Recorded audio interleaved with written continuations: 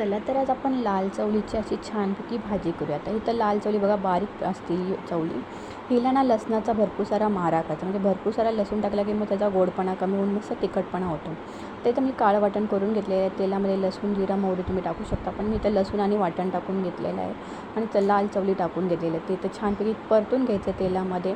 तुम्हाला टॅमॅटो आवडत असेल किंवा कोकम चिंच काय आवडत असेल आंबटपणासाठी टाकू शकता. मी काहीच टाकलं नाही. तर मस्त बटाट्याला हिंग, हळद, मसाला टाकून घेते, लाल तिखट आमच्या घरचा याची रेसिपी टाकली जाऊन बघू शकता. राणी जसं मीठ टाकलं चवीनुसार, थोडं पाणी टाकायचं आणि वाफेवर दणदून उकळी काढून मस्त ती भाजी करायची.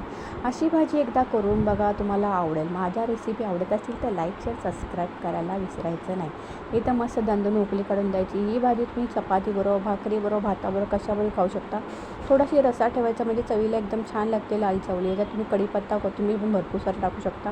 तुम्ही सगळं वाटणामध्ये टाकलं होतं आणि छान ही भाजी तयार झाली. आवडल्यास नक्कीच कमेंट करून सांगा आणि तुम्ही खाल्ली कधी लाल चवळीची भाजी. चला पुन्हा भेटू नंतर, तेव्हा तोपर्यंत बाय बाय. अशी भाजी करा, आवडेल तुम्हाला आणि आवडल्यास नक्कीच कमेंट करून सांगा तुम्ही करता का अशी भाजी. मस्त झालेली झणझणीत अशी ही भाजी, रस्सा भाजी तयार झाली. पुन्हा भेटूया.